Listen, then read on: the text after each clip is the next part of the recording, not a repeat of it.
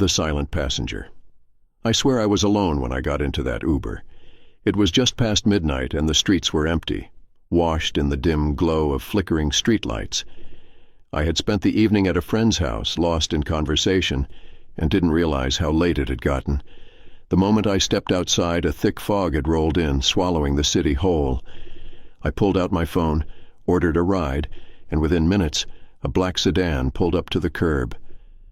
The driver barely acknowledged me as I got in, just a slight nod, his eyes glued to the road ahead. He looked exhausted, dark circles under his eyes, his hands gripping the steering wheel tightly. The car smelled faintly of stale air and something else, something metallic. I tried not to think about it. As we started moving, I pulled out my phone to check messages, but I had no signal. That was odd. I had full bars just a minute ago. I glanced up at the rearview mirror and froze. There was someone else in the car. A man sat in the front passenger seat, perfectly still. He was dressed in dark clothes, his face slightly turned away, but I could see the edge of his profile. My chest tightened. I hadn't seen him when I got in. He hadn't moved, hadn't spoken. The driver hadn't even mentioned him. I swallowed hard, my voice barely above a whisper. "Hey, I didn't see anyone else when I got in." The driver didn't react. My pulse quickened. "Is he with you?"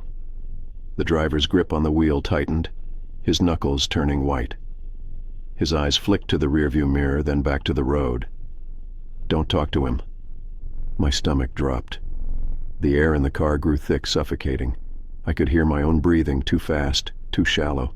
My fingers trembled as I tried to act normal, gripping my phone like a lifeline, even though I knew I had no signal. I looked at the man in the front seat again. He was still motionless like a statue, but then, almost imperceptibly, his head turned a fraction of an inch, just enough for me to see his reflection in the side window.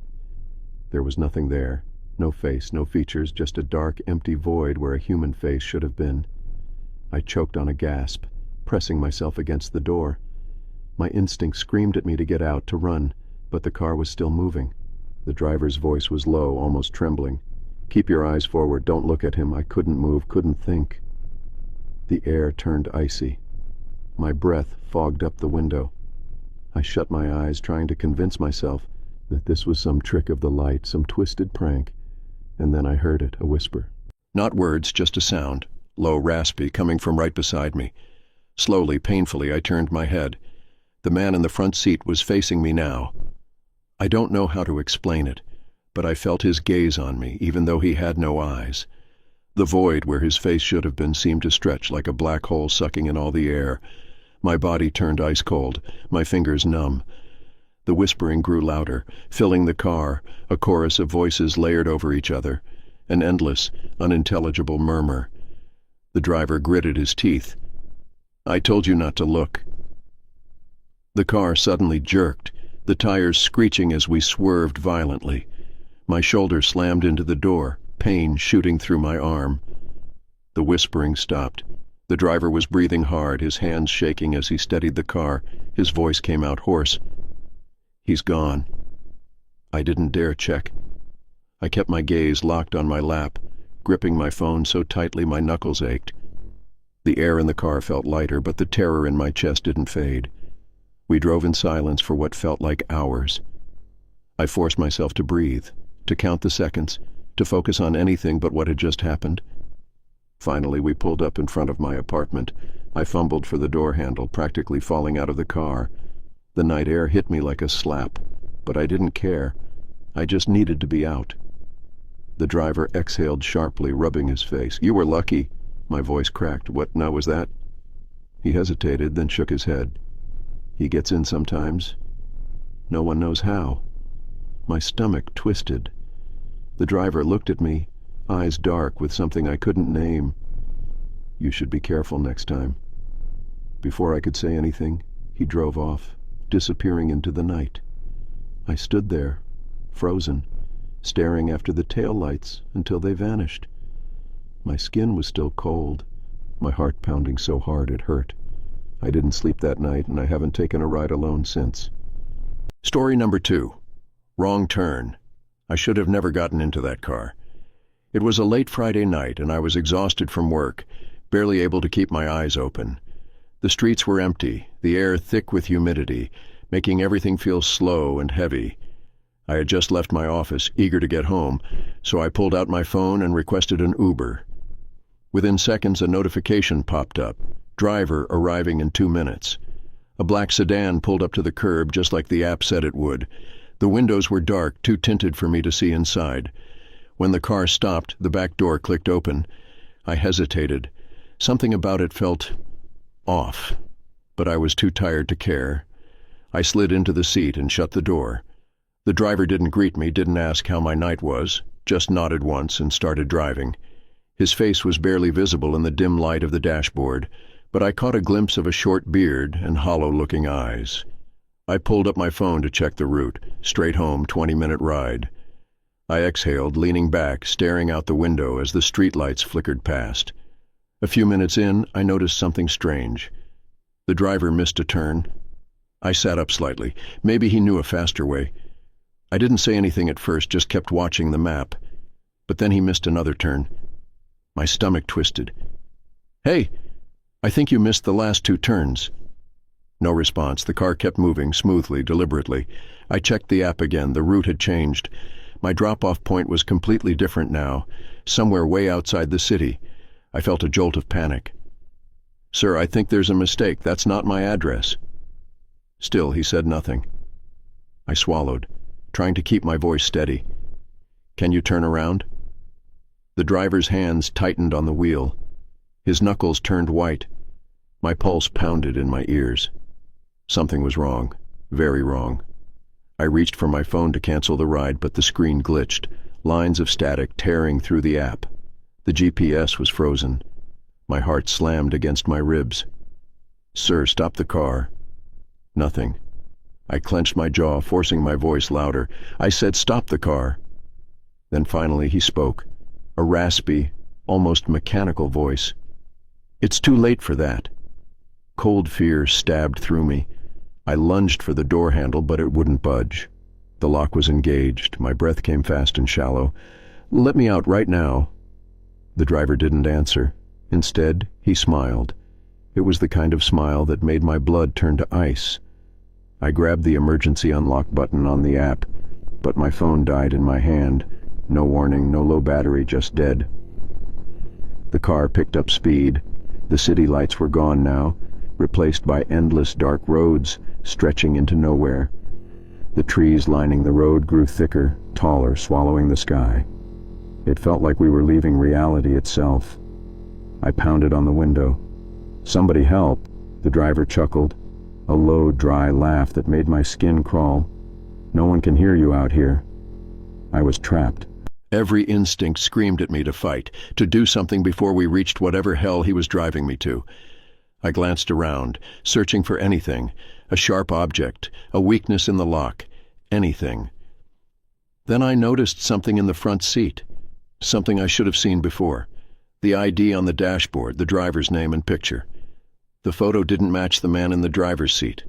My breath caught in my throat. "Who the hell are you?" The driver didn't answer. My fingers trembled as I reached for the window controls. They were locked. My only option was the door. I slid my hand down to the handle, slowly, carefully, praying he wouldn't notice. Then, suddenly, the car swerved. I screamed as the tires screeched, the car jerking violently to the side. My head slammed against the window. Stars exploded in my vision. When I looked up, we were no longer on any kind of road. We were in the middle of the woods. The engine hummed as the driver rolled to a stop. My entire body was shaking. The man turned to me slowly, his face barely visible in the darkness. But then, something changed. His features shifted, his skin rippled. For a moment it looked like his face was glitching, like he wasn't even real, like he was something else. I couldn't move. I couldn't think. Then he whispered, "We're here." Before I could react, the door beside me unlocked. The door didn't just unlock, it opened. A freezing wind rushed in, and outside, standing in the trees, were figures. Silent, motionless figures. Dozens of them. No faces, no eyes, just dark shapes, waiting. The driver leaned toward me, so close I could feel his breath on my skin. His voice was barely audible. Run. My body finally obeyed. I bolted. I stumbled out, crashing onto the dirt, gasping for air. The figures didn't move, didn't chase. They just watched. The car's headlights flickered, the engine roaring. When I turned back, the driver was gone. The car started reversing on its own, disappearing into the night. And then, so did the figures. I ran until my legs gave out, until I saw the distant glow of streetlights in the distance. I never told anyone what happened, never reported the ride, because when I checked my app the next day, there was no record of the ride at all. Story number 3, drop off at nowhere. I should have listened to my gut. The moment I stepped into that car, something felt wrong. It was past midnight, and I had just finished a long shift at work. The streets were nearly empty, the city eerily quiet, except for the occasional sound of a distant car. I ordered an Uber like I always did, expecting a routine ride home. My phone buzzed. Driver arriving in 2 minutes. The car that pulled up was a dark blue sedan, older than most rides I'd taken before. The headlights flickered slightly as it rolled to a stop. I hesitated before getting in. Something felt off. The driver didn't greet me, didn't even look at me. He just nodded at the screen and started driving. His face was barely visible in the dim light, but I noticed deep wrinkles on his forehead. His jaw clenched tight like he was forcing himself to stay calm. His hands gripped the wheel so tightly his knuckles turned white. I tried to shake off the unease, telling myself I was just tired. The first few minutes passed in silence. The only sound was the soft hum of the tires on the pavement. I checked my phone.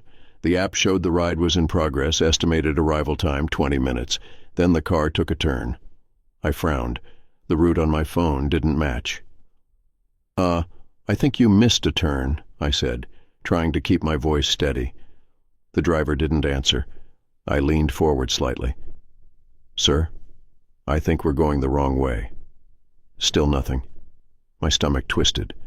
The car kept moving, further away from the main roads, deeper into unfamiliar streets. My phone screen suddenly flickered, and the map disappeared. The ride was still active, but my destination was gone. I stared at it, heart pounding. That wasn't possible. I swallowed hard. "Can you pull over for a second?" No reaction. The driver just kept driving. The city lights faded behind us. The streets became narrower, more isolated. I pressed the door lock button, but it wouldn't budge. My throat tightened as I checked the window controls. They didn't work either. My voice shook. "Where are we going?" Finally, the driver spoke. "We're almost there." I felt ice crawl up my spine. Almost where? His grip on the wheel tightened. His voice was hollow. "Drop-off point." I glanced at my phone again, trying to cancel the ride. The button wouldn't respond. I tapped it over and over, but nothing worked. The app was frozen, the signal gone. I turned back to the driver, heart hammering. "Listen, just let me out here. I'll walk." The car didn't stop. I fought to keep my breathing steady. My fingers curled around my bag, my mind racing. If he wouldn't stop, I'd have to force him to. I looked for anything I could use, a sharp object, anything, when suddenly the car jerked to a stop. The engine idled. Outside there was nothing, no houses, no street lights, just an open stretch of barren land. A thick mist clung to the ground, curling around dead trees in the distance. My breath hitched. This wasn't a neighborhood, this wasn't anywhere. The driver turned off the car. Silence swallowed the air. I felt my chest tighten. "What is this?" He finally turned to look at me. For the first time I saw his face clearly. His skin was pale, too pale. His eyes were dark, sunken, lifeless. There was something horribly wrong with the way his mouth curled into a forced smile. "You should run," he whispered. My blood ran cold. The door beside me unlocked. It clicked open on its own. A freezing gust of wind rushed in, carrying a scent that made my stomach twist, damp earth, metal, decay. I stayed frozen. My instincts screamed at me to run, but my body refused to move. My gaze flickered past the open door, and that's when I saw them, figures in the mist, tall, watching. They stood in the distance, motionless, their outlines barely visible through the thick fog. I couldn't see their faces, but I could feel their gaze locked onto me. My chest heaved, my fingers gripping the edge of the seat. "Who are they?" I choked out. The driver didn't blink. "They've been waiting." A sharp ringing filled my ears. Every muscle in my body screamed to run, to get out, but I was trapped in my own terror. The figures began to move, not walking, not running, gliding, closer. The driver turned his head toward them and smiled. "Time's up." That was it. I bolted. I lunged out of the car, stumbling onto the freezing dirt. My legs nearly gave out, but I forced them to move. The figures in the mist shifted, their forms flickering like a glitch in reality. My breath came in ragged gasps as I ran blindly. My only thought was to get away. The car's headlights flickered behind me. A soft whisper followed, threading through the air like a song. Not words, not human. I ran until my lungs burned, until the mist swallowed everything around me. The ground beneath me felt wrong, too soft, like something was shifting underneath. I didn't dare look back. Then, without warning, silence. The air stilled. The whispers stopped. I turned, chest heaving. The car was gone. The figures were gone. The mist had thinned, revealing a cracked, abandoned road stretching endlessly into the dark. The only sound was my own breathing. My phone buzzed violently in my pocket. I yanked it out, hands shaking. Ride complete. My screen showed my original drop-off location, as if I had arrived home safely. I stood there frozen, gripping my phone like a lifeline. The app's interface looked normal. The ride history showed the trip ending right in front of my house, but I was nowhere near home. I never reported it, never spoke about it, but every night since then I check the street before I get into a car, because somewhere out there that driver is still picking up passengers, and I don't think they ever make it home. Story number 4, The Driver Who Never Left. I remember the night too clearly, the night I got into a car that should not have been there. It was raining, one of those cold, steady downpours that made the city look blurry under flickering streetlights.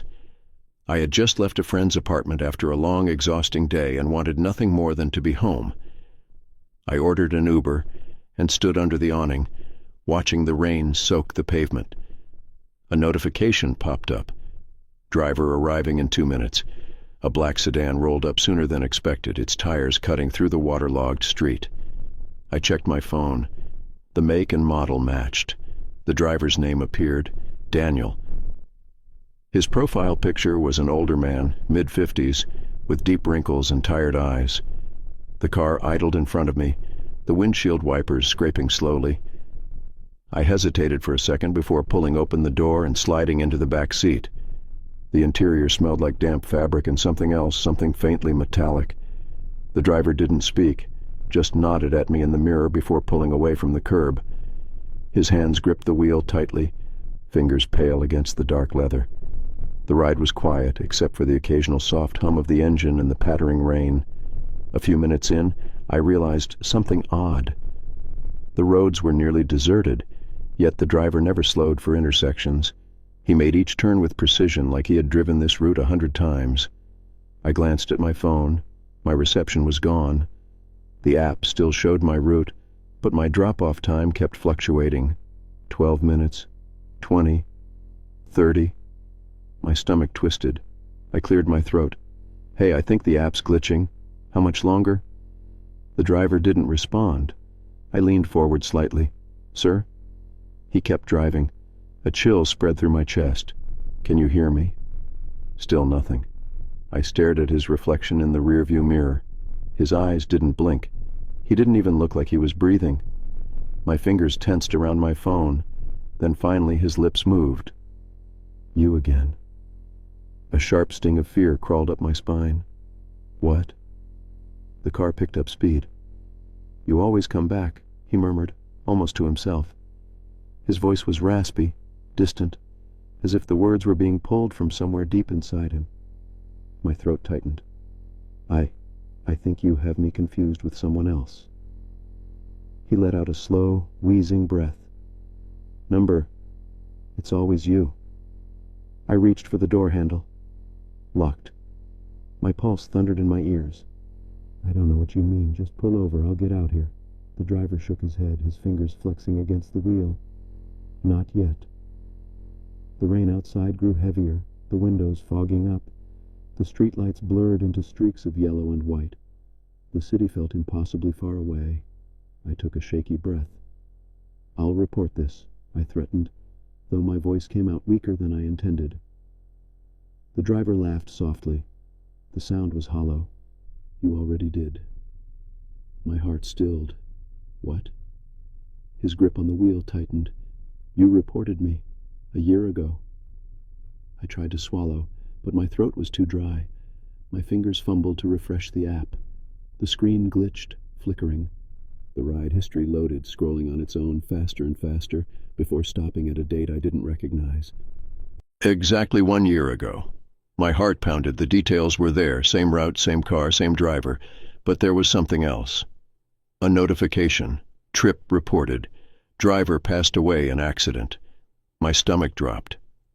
I looked up at the rearview mirror again. The driver was smiling. "You said I was driving too fast," he said softly. "You said I was reckless." My breath turned shallow. "You were right," he whispered. The car suddenly jerked. The tires screeched as we veered off the road. I screamed, bracing myself as the car hurtled forward, the world outside turning into a blur of dark shapes and rain. The impact never came. Instead, the car rolled to a slow, unnatural stop. The rain had ceased, but outside was nothing but an endless stretch of road, no city lights in sight. The air inside the car was suffocating. The driver turned in his seat for the first time. His face was wrong. His skin looked stretched, paper-thin, his eyes hollow pits of darkness. His mouth twitched into something that might have once been a grin. "You always come back," he whispered. I didn't think. I just kicked the door as hard as I could. It burst open, and I scrambled out, falling onto the wet asphalt. My knees scraped against the road, but I didn't care. I ran. The sound of the engine roared behind me. The headlights flickered erratically. And then, silence. I stopped, panting, my chest heaving. The car was gone. No sign of it. No sound. Just empty road stretching into the night. I pulled out my phone with shaking fingers. The screen was normal. The app was closed. No record of the ride. I walked the rest of the way home. I never told anyone what happened. I deleted the app the next morning, but sometimes, when I walk past a street late at night, I hear it. The low hum of an idling engine, the faint whisper of tires rolling toward me. And I know he's still out there, still driving, still waiting. Story number 5. Passenger from the other side. I never believed in ghosts. Not really. But after that night, I don't think I can call myself a skeptic anymore. It was late, past 2 a.m., and I was exhausted. I had spent the evening with a friend across town, and by the time I checked my phone, I knew there was no way I was taking the subway alone. So I ordered an Uber. The car arrived within minutes. A white sedan, older but clean. The driver, a woman in her 40s with tired eyes and a neutral expression, greeted me with a nod. "For Mia?" she asked. I confirmed and got in. The ride started off normal. Quiet streets, the occasional red light stretching the time. I leaned back, watching the glow of passing storefronts flicker across the windows. Then a few minutes in, the driver spoke. "You live in a nice area." I blinked, caught off guard. Yeah. It's quiet." She nodded but didn't say anything else. Something about her voice felt distant, like she wasn't really talking to me but to herself. I checked my phone. Estimated arrival, 10 minutes. A minute later, she spoke again. "You heading home alone tonight?" I stiffened slightly. It was an innocent enough question, but something about the way she asked it made my skin prickle. I forced a casual tone. "Yeah, just tired." She hummed in response. Then after a pause, she added, "Strange. I had another ride from this area earlier, a woman around your age." I glanced at her reflection in the rearview mirror. "Oh?" She gave me an old address, a house that doesn't exist anymore. A chill spread through my chest. "What do you mean?" The driver sighed, tapping her fingers against the wheel. "I mean, I picked her up right from where I got you. Same spot. She got in, quiet girl, barely spoke. Gave me the address, so I drove." She turned onto a dark road, the city fading behind us. "When I got there," she continued, "it was just nothing. A burned-down house, charred remains, been abandoned for years." I felt a tightness in my throat. Maybe she got the address wrong. The driver gave a humorless chuckle, that's what I thought. But when I turned around to tell her, she was gone. The air in the car seemed to shift. My skin prickled. "Gone?" She nodded. "Door never opened. No sound. Just empty seat." My stomach twisted. Maybe she slipped out. The driver met my eyes in the mirror. I checked the app after. The ride was still active. The passenger was still marked as on trip. A heavy silence settled between us. My grip on my phone tightened. "That's weird," she sighed. "Weird things happen in this job. People get in and never get out." I tried to shake off the creeping unease. Maybe she was just messing with me, trying to scare me for fun. But her voice didn't have that playful edge. It was flat, distant. We kept driving in silence, the streetlights growing fewer, the roads darker. I checked my phone again. 6 minutes left. Then out of nowhere the driver murmured, "She looked like you know." My chest went ice cold. "What?" She nodded slowly. "Same hair, same build. Even sat in the same seat as you." I forced a nervous laugh. "That's a creepy coincidence." She didn't laugh. Something about the air felt different, heavier. I stared at my phone, willing the time to move faster. But the seconds seemed to crawl, stretching out unnaturally long. The road ahead was dark. No other cars. Just us. Then the driver spoke again. "She said something before she vanished." I swallowed hard. "What?" She hesitated.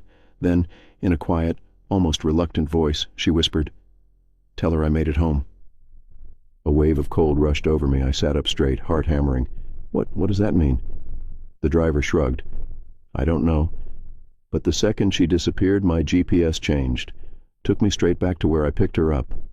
I was breathing too fast. "You think she was—" She cut me off. "I don't think, I know." My mouth felt dry. My fingers trembled around my phone. The street outside was completely dark now. No houses, no signs, just a long, endless road. I forced a shaky breath. How long ago did this happen? The driver was silent for a moment. Then she said, 1 year ago tonight." My stomach twisted violently. My ears started ringing. I glanced at the app again, and my heart nearly stopped. My ride history had changed. The trip was no longer active. It was marked completed. But the drop-off address was different. It wasn't my home. It was an old, burned-down house. I gasped, turning to the driver. "Stop the car." She didn't react. My breath hitched. I said, "Stop the—" Then I saw it, in the rearview mirror. The reflection in my seat wasn't mine. A girl sat where I was, staring back at me with hollow, dark eyes. She looked just like me, same hair, same build. But her face was wrong, pale, stretched, empty. She opened her mouth. "I made it home." The car screeched to a stop. I lunged for the door, tumbling out onto the freezing pavement. My breath came in ragged gasps as I scrambled to my feet, my head spinning. The car was gone. The road was empty. I stood there, shaking, staring into the darkness. My phone buzzed violently in my hand. A new notification. "Thanks for riding with Uber. Hope you made it home safely." I never took another ride after that, because I don't think I was ever supposed to leave that car. And sometimes, late at night, when I walk past the place where she was picked up, I feel like someone is still waiting. Story number 6. shadow in the back seat. I noticed it the moment I got in the car, a shift in the air, a wrongness I couldn't name. It was past 1 a.m., and the city was quieter than usual, the streets bathed in the sickly glow of flickering streetlights. I had spent the night at a friend's house, losing track of time, and by the time I stepped outside, an uneasy silence had settled over everything. I pulled out my phone, requested an Uber, and within minutes, a black sedan pulled up. The driver, a middle-aged man with tired eyes and a stiff nod, didn't say much as I got in. I buckled my seatbelt, checked my phone, 15-minute ride home. The car pulled away from the curb, and for the first few minutes, everything was normal. Rain had started drizzling, streaking the windows, the sound soft against the roof. I leaned back, exhausted, scrolling mindlessly through my messages. Then, something shifted. A feeling, like I wasn't alone. I froze, my thumb hovering over the screen. The hairs on my neck stood up. Slowly, I glanced at the rearview mirror, and that's when I saw it. A shape in the back seat. Not me, not the driver. Something else. A shadow, sitting perfectly still beside me. Too dark, too solid, blending into the dim light of the car's interior. My breath caught in my throat. I didn't move. The driver hadn't reacted. He was focused on the road, hands steady on the wheel. He didn't seem to notice that someone else was in the car. I swallowed hard, my fingers gripping my phone so tightly they ached. My mind raced, trying to make sense of what I was seeing. Maybe it was a trick of the light, a reflection, but I knew it wasn't.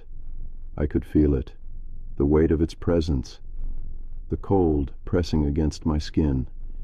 I shifted slightly, just enough to turn my head, just enough to see, and then it moved. Not much, just a tilt, like it was turning to look at me. My chest tightened. My heart pounded so hard I could hear it. I forced myself to breathe slowly, to stay calm, but every instinct screamed at me to run. The driver's voice broke the silence. "You okay back there?" I jumped. My eyes snapped to the mirror again. The shadow was gone. I blinked, my pulse still hammering in my ears. Had I imagined it? Was I losing it from exhaustion? I forced out a weak laugh. Yeah, just tired. The driver hummed in response, nodding slightly. The car kept moving, rain still tapping against the windshield. I dared to exhale, telling myself it was nothing, just my mind playing tricks on me. And then I felt it. Breath, right against my ear, cold, slow, deliberate. I froze. I wasn't imagining it. I wasn't alone. A whisper followed, so faint it was barely a sound. "Don't look." Ice filled my veins, my body locked up. I clenched my hands into fists, nails digging into my palms. My entire being screamed at me to turn, to look, to see what was right beside me. But I didn't. I kept my eyes locked on the front seat, on the road ahead, on anything but the empty space beside me. The driver glanced at me again in the mirror, his brows furrowed. "You sure you're okay?" I tried to nod, but my body wouldn't move. Then I saw it, his face, his reflection in the mirror. His eyes weren't on me. They were locked on something behind me. His face paled. His knuckles went white on the wheel. He opened his mouth to speak, and the car jerked. The tires screeched. My body slammed into the door. The driver cursed, struggling to control the car as it swerved violently before coming to a shaky stop. The silence that followed was deafening. My breathing was ragged, my chest tight with fear. The driver's hands trembled on the wheel. He turned slowly, his face tight with something I couldn't name. "Get out," he said. I stared at him. "What?" His voice was hoarse. "Get out." Something in his eyes told me not to argue. I fumbled with the door, hands shaking so hard I could barely grip the handle. It finally gave way, and I stumbled out into the cold night air. The door slammed shut behind me. The car peeled away, tires screeching against the wet pavement, disappearing into the dark. I stood there, shaking, my breath coming in short gasps. When I finally dared to look around, I realized something. I was nowhere near home. The road stretched empty in both directions. No street signs, no lights, no houses. I checked my phone, my fingers trembling. The ride history was blank. No record of the trip. No sign I had ever been in that car. But the cold lingered. And somewhere in the darkness behind me, I heard it again. A breath. Close. Waiting. Story number 7. The ride that never happened. I never got into that car. I know that for a fact. It was a Saturday night, and I had been out with friends, drinking just enough to feel light-headed, but still aware of my surroundings. By the time I stepped outside, the streets were almost deserted, the neon glow of bars reflecting off wet pavement. I pulled out my phone and ordered an Uber. The driver's name was Mark, a silver sedan, 3 minutes away. I stood under a street lamp, rubbing my arms against the cold. The app showed the car approaching, but before it arrived, my friend Jake jogged up to me from inside the bar. "Hey, don't take an Uber," he said, breathless. "I'm heading the same way. I'll drop you off." I hesitated for a second before canceling the ride. The car wasn't even there yet. I climbed into Jake's car, grateful for the warmth, and we drove off, laughing about the night. I didn't think about the canceled ride again until the next morning. I woke up to a notification on my phone. "Thanks for riding with Uber. Hope you had a great trip." I frowned, sitting up in bed. That wasn't possible. I had canceled the ride. I clicked on the notification, opening the trip history. The ride was completed. I stared at the screen, my pulse quickening. The map showed the car's route, from the bar to my apartment. Exact time, exact location. But I had never been in that car. A cold unease settled in my stomach. Maybe it was a glitch. Maybe the driver had started the ride before I canceled it. But the time matched perfectly with when Jake and I were on the road. I clicked on the driver's profile, Mark Silver Sedan, my stomach twisted. There was no profile picture. I scrolled down. No reviews, no rating. Just a name. Something about it made my hands go cold. I closed the app and tried to shake it off. It was probably just a system error, but I couldn't ignore the feeling in my gut that something wasn't right. That night, I had a dream. Or at least, I think it was a dream. I was back at the bar, standing under the street lamp. The Uber pulled up. The silver sedan. My phone buzzed, confirming, "Your ride has arrived." I felt myself moving, stepping toward the car. The door opened on its own, and then I saw inside. The interior was dark, impossibly dark, like the seats and floor stretched into some endless void. The driver sat in the front seat, unmoving. His hands rested on the wheel, but something was wrong with them. The fingers were too long, too thin, the knuckles stretched tight under pale skin. His head turned slowly. I couldn't see his face, just a blur where features should have been. A whisper filled the car, though his lips never moved. "You were supposed to get in." I woke up gasping, my skin cold and clammy. My phone buzzed on my nightstand. I grabbed it with shaking hands. Another notification from Uber. "Rate your trip with Mark." I stared at it, my chest tightening. I never took that ride. I know I never took that ride. I opened the app again, my breath coming fast. I went to the help section, trying to report the trip as a mistake, but the ride was gone. No record of it. No trip history. It was like it never happened. I closed the app and forced myself to breathe. Maybe I had imagined it. Maybe I was just overtired, drunk, paranoid. But then, a week later, I was out late again, walking home this time. The streets were quiet, the air heavy with the kind of silence that makes your skin crawl. A car pulled up beside me, a silver sedan. My breath caught in my throat. The passenger window rolled down slowly, and a voice, low, empty, came from the front seat. "You forgot to take your ride." I didn't look. I didn't speak. I ran. I ran until my lungs burned, until I reached my building and locked the door behind me. My hands shook as I pressed my forehead against the wood, trying to steady my breath. When I finally turned around, my phone buzzed. One new notification. "Your ride has been canceled. We'll see you next time." I deleted the app that night, but sometimes, when I walk home late at night, I feel it.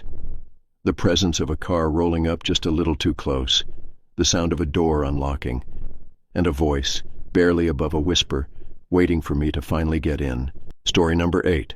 The Driver's Secret. I knew something was wrong the moment I got into that car. It was a cold night, the streets quiet except for the occasional hum of passing cars. I had stayed late at a friend's apartment and decided to take an Uber home. It wasn't my first late-night ride, and I didn't think twice before booking one. The car arrived faster than expected. A black sedan, older than the usual models but clean. The driver's name was Liam. I slid into the back seat, pulling my coat tighter around me. "Hey," I muttered, out of habit. The driver didn't respond. His eyes stayed locked on the road as he pulled away, his hands gripping the wheel a little too tight. Something about the silence felt heavier than usual. I exhaled, shaking off the unease. I pulled out my phone and checked the route. 15 minutes home.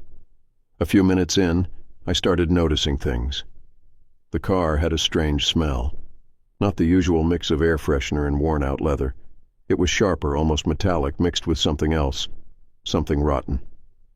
My stomach twisted, but I kept quiet. Then I saw them. Long, deep scratches on the inside of the door, right next to the handle. I frowned. My fingers brushed over them absent-mindedly. The marks weren't old. The grooves were fresh, like someone had desperately tried to claw their way out. A cold prickle ran down my spine. I forced a laugh, trying to shake off the sudden chill. Rough passengers? The driver's hands tensed on the wheel. Something like that. His voice was low, hoarse, like he didn't use it often. My stomach churned. Something about the way he said it felt off. I tried to ignore the feeling, shifting my focus to my phone, but then I noticed something else. The child lock was on. I swallowed hard. "Hey, can you turn off the child lock, just in case I need to get out fast?" I tried to keep my voice light, casual. The driver's lips twitched into something that was almost a smile, but not quite. Why would you need to get out fast? A chill ran through my body.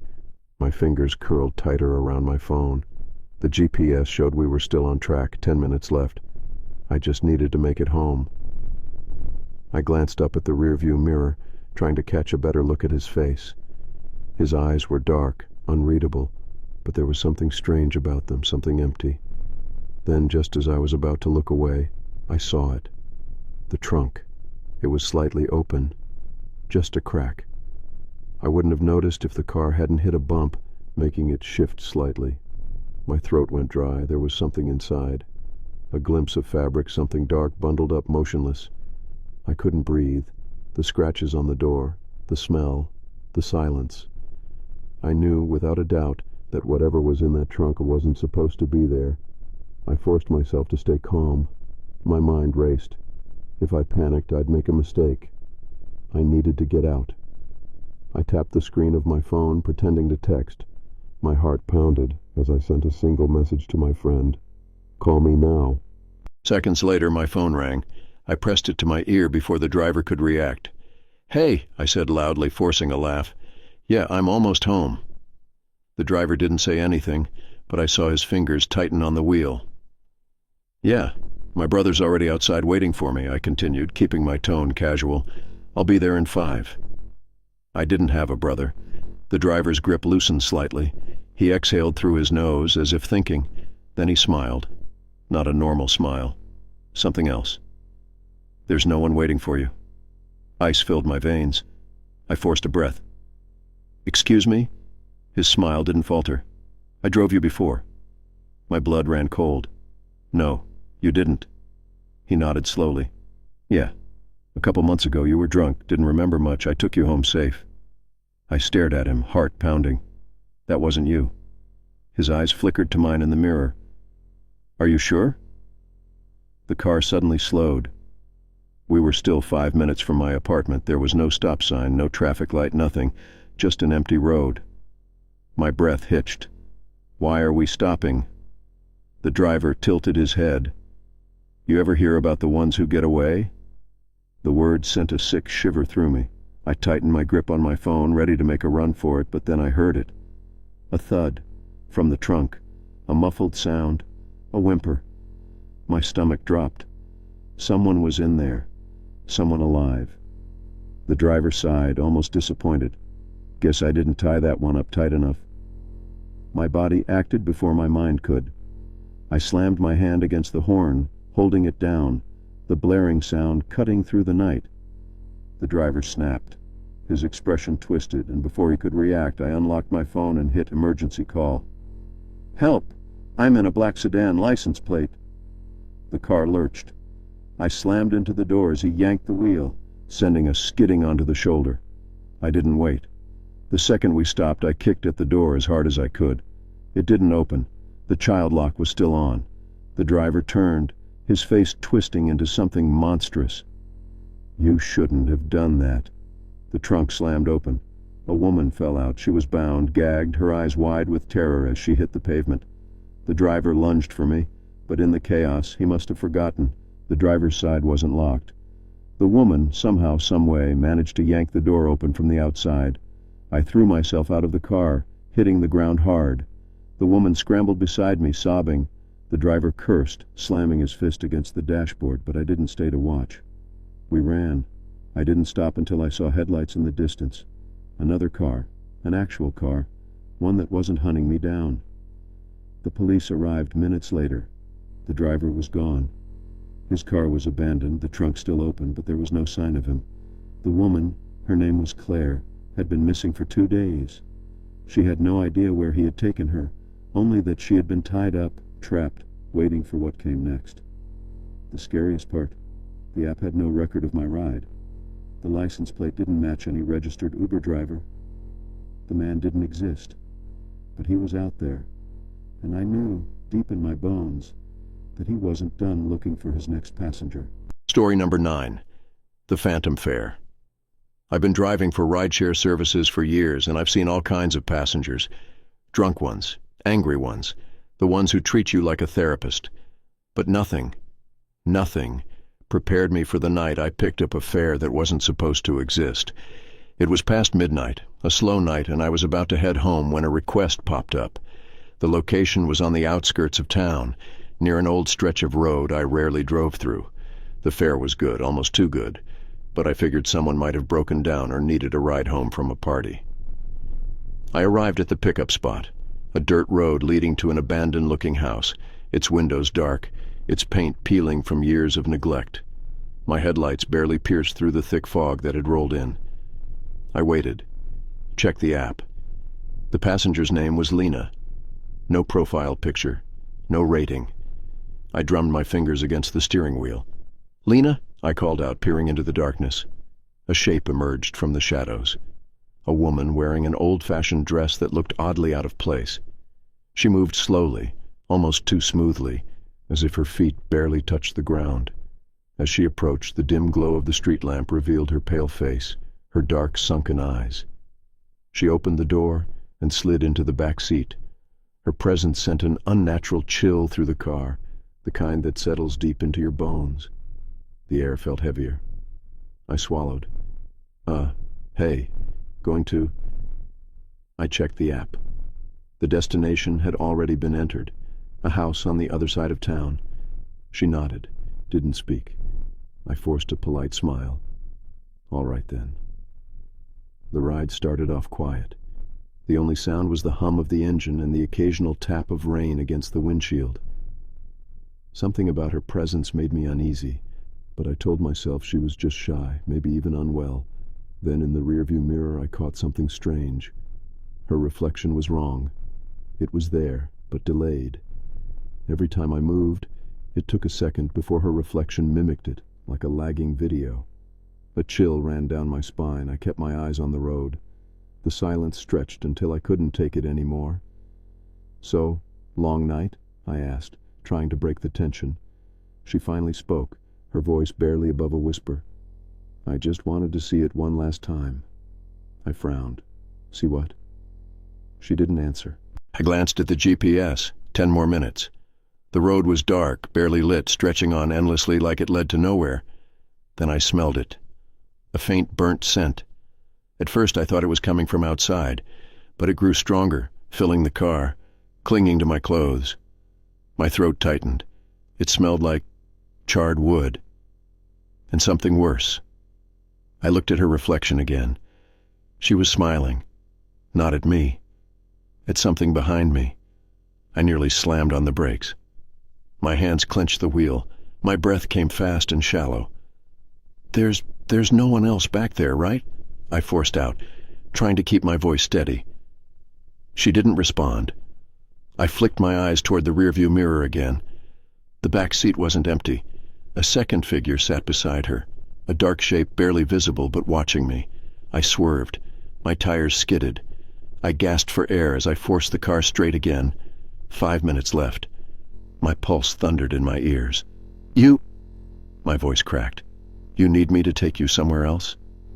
Her gaze met mine in the mirror, unblinking. "Number. This is where I belong." The burning smell grew overwhelming. My chest tightened, nausea twisting my stomach. 3 minutes left. The trees lining the road grew denser, swallowing what little light remained. The world outside looked wrong, almost warped, like we were driving into another reality. Then I saw the house. Or what was left of it. It was nothing but ruins. Charred wood, collapsed beams, blackened remains of a home that had burned down long ago. My headlights illuminated the remnants of a scorched staircase leading to nothing. I gripped the wheel so hard my knuckles ached. This isn't a house." She smiled. It was. My breath came in short gasps. "I used to live here," she continued softly, her voice distant, as if remembering something from long ago. "Before the fire." I swallowed, my throat dry. "What fire?" She turned to look at me fully now. "The one that killed me." My blood ran cold. I whipped around to look at her. The back seat was empty. The air inside the car turned unbearably heavy. The burnt smell vanished, replaced by an overwhelming silence. I couldn't breathe. My head spun. I gripped the wheel, forcing myself to stay calm. The app dinged. Ride complete. I stared at my phone. There was no one in my car. There never had been. The screen showed the fare. The ride was recorded, but the passenger's name was gone. No Lena. No history of the trip. Just the address of a house that had burned down 20 years ago. I didn't move for a long time. Then from the darkness of the ruins a shadow shifted. A figure stood there watching me. I didn't wait to see what it was. I floored the gas, my tires screeching as I sped away from the house, from the ashes, from whatever had been in my back seat. But even now, when I check my mirror at night, I see her, sitting in the back seat, waiting for her next ride. Story number 10. The Whispering GPS. The night started like any other, just another shift, another set of strangers getting into my car, paying me to take them somewhere else. I'd been driving for Uber for nearly 2 years, and by now, nothing surprised me. Drunks, talkers, awkward silence, it was all part of the job. That night I was exhausted. It was past 2 a.m., and I was thinking about heading home when a new ride request popped up. The pickup was on the edge of town, near a highway exit that barely anyone used. The destination wasn't listed yet, just to be entered by rider. I hesitated for a second, my gut telling me to skip this one, but the fare was good. Too good. I accepted the ride. The streets were empty as I drove, streetlights flickering past in a rhythmic blur. The further I got from the city, the quieter it became. No cars, no people, just the distant hum of the highway. When I pulled up to the pin, I expected to see someone waiting, but there was no one. I sighed and checked my phone. Rider has been notified. I waited. 5 minutes. 10. I was about to cancel when a voice crackled through my GPS speaker. Drive. My breath caught in my throat. The voice wasn't robotic, not like the usual GPS instructions. It was low, whispery, almost human. I glanced at my screen. The route had changed. A new destination had been entered. I hadn't touched my phone. A chill ran down my spine. I looked around. The road was empty, dark stretches of asphalt disappearing into the distance. I leaned over, squinting out my window, trying to see if someone was hiding in the shadows. Nothing. Then the voice spoke again. Drive. Every muscle in my body screamed at me to leave, to cancel the trip and get the hell out of there, but I didn't. Maybe it was curiosity. Maybe it was sheer stupidity. But my hands tightened on the wheel and I started driving. The road twisted, taking me further from the city, deeper into nowhere. The new route led to a place I didn't recognize, off the main highway, down a road that didn't even have a name on the map. The GPS screen flickered, then another whisper. Turn right. My throat tightened. There was no right turn, just trees, an endless stretch of dark woods lining the side of the road. But the GPS insisted there was a turn, a road that didn't exist. I slowed down, my breath coming short and quick. My hands trembled as I reached for my phone to cancel the ride. The screen froze. I tapped it again, nothing. Then through the speakers I heard something that made my stomach drop. Breathing, slow, ragged, not mine. I turned the volume down. The breathing didn't stop. My chest tightened. Someone, something, was breathing through my GPS. I slammed my foot on the gas. The car roared forward, tires screeching against the pavement. I didn't care where I was going. I just needed to get out. The whispers grew louder, layered voices, overlapping, murmuring something I couldn't understand. My ears rang with it, my vision blurring from sheer panic. Then the screen glitched. For a fraction of a second I saw it. A face. Not human. Not anything I could describe. Hollow, dark, stretched too wide, as if it had been screaming for a long, long time. Then, silence. My GPS shut off completely. The car skidded to a stop at an intersection. I gasped for air, my body trembling, my hands locked in a death grip on the wheel. My phone rebooted itself, flickering back to life. The Uber app was open, but the ride was gone. No record of it, no route, no rider, just a notification at the top of my screen. Thank you for the ride. I drove home in silence. I never told anyone what happened, never reported it. But sometimes late at night when my car is idling at a stoplight, my GPS flickers, and I swear for just a second, I hear it. A whisper. Turn right. Story number 11. The Passenger Who Knew Too Much. It was past midnight when I stepped into the Uber. The city streets were nearly empty, bathed in the dim glow of flickering streetlights. The driver, a man in his late 40s, gave me a polite nod before tapping the screen to start the ride. The car smelled faintly of old leather and something else, something metallic, like rust. I leaned back, exhausted from the long shift at work. Just as I was about to close my eyes, the driver spoke. You must be tired, late shift at Thompson & Company, right? My body stiffened. I never mentioned where I worked. The app only showed my name and pickup location. I forced a chuckle. Yeah. How did you know? He kept his eyes on the road, a small smirk forming on his lips. I've driven you before. A strange sensation crawled up my spine. I used Uber often, but I had no memory of this man. His face was completely unfamiliar. Maybe, I said hesitantly. I don't really remember. His smirk widened. That's the thing, though. You should. The way he said it made my skin prickle. I shifted uncomfortably and glanced at my phone. The screen showed the route, but my destination felt farther than usual. Hey, are we taking a different way tonight? I asked, trying to keep my voice casual.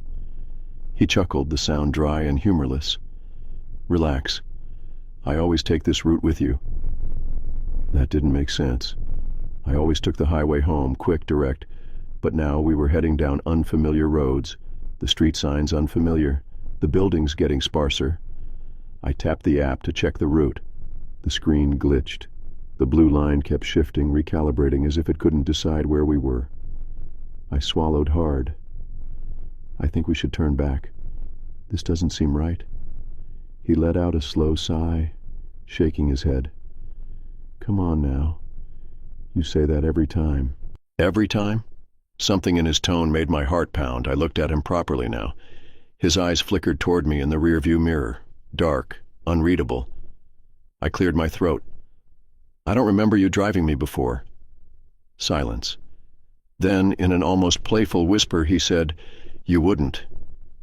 The air in the car felt heavier. My fingers hovered over the door handle, but before I could react, he spoke again. "You always try to get out early, always get nervous, then you start remembering." I gritted my teeth. "Remember what?" He laughed softly, shaking his head. "We have a routine. You panic. You check your phone. Then you realize—" I looked at my phone again. The ride had no start time, no estimated arrival. The app wasn't showing any driver details. I tapped frantically at the screen, but it was frozen. "I need to get out." I tried to keep my voice steady, but my pulse was hammering. "You always say that," he muttered, almost to himself. "Every damn time." I reached for the door handle, but the locks clicked shut. I snapped my head up. "Let me out, now." He let out a slow breath, shaking his head. "You never make it past this part." Panic surged through me. I slammed my fists against the window, yelling for help, but the streets were deserted. The buildings outside blurred together like smudged paint, unfamiliar and wrong. I turned back to him, my breath ragged. "Where are we going?" He grinned. "You always ask that next." I felt lightheaded, like reality was slipping through my fingers. My mind scrambled for logic. Maybe I had ridden with him before. Maybe it was some kind of twisted prank. But no, this was something else, something worse. Then he said something that turned my blood to ice. "You didn't come back last time." I froze. He continued, voice disturbingly calm. "Last time, you got out right here. Ran, screamed, then you were gone." The road outside was dark, lined with looming trees. It felt endless. I had no memory of this place. I swallowed hard. "What are you talking about?" His fingers drummed on the steering wheel. "It's always the same. I pick you up, you start freaking out, you run, and then—" He let the sentence hang. I gripped my phone tighter, struggling to think. He glanced at me through the mirror again, his eyes almost pitying. "How long do you think you've been doing this?" I opened my mouth, but nothing came out. His voice dropped to a whisper. "Check the date." My stomach twisted as I looked at my phone. The battery icon flickered, and the screen dimmed. The date wasn't today, it wasn't even this year. My breathing grew ragged. No, that's not possible." The driver nodded toward the window. "Look around." I turned my head slowly. The buildings were gone. The streets had melted into an expanse of nothing. No cars, no people. Just a void stretching in every direction. My hands trembled. I slammed my fist against the window again. "This isn't real." He sighed. "That's what you said last time, too." I clutched my seat, trying to ground myself, but everything felt surreal. Like I was floating between places I didn't belong. The driver rolled his shoulders, as if preparing for something. "Here's the part where you run." I grabbed the lock button, slamming it repeatedly. This time it clicked open. I didn't think. I launched myself out of the car, hitting the pavement hard. My knees scraped against rough asphalt. But I forced myself up and sprinted. The car didn't move, the driver didn't chase me, but his voice followed. "You'll be back." I ran until my lungs burned, until the world blurred around me.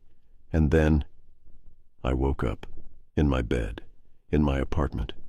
My heart was pounding so hard I thought it would burst. I fumbled for my phone, nearly dropping it. The Uber app was open. A ride was still in progress. The driver's name was blank. The pickup time was 1 year ago. My fingers trembled as I scrolled. The ride history showed the same trip again and again, every few months, same route, same drop-off. And the worst part? I had no memory of any of them. I stared at the screen, feeling the weight of something I couldn't explain pressing against my chest. A notification popped up. "Your driver is waiting." I dropped my phone.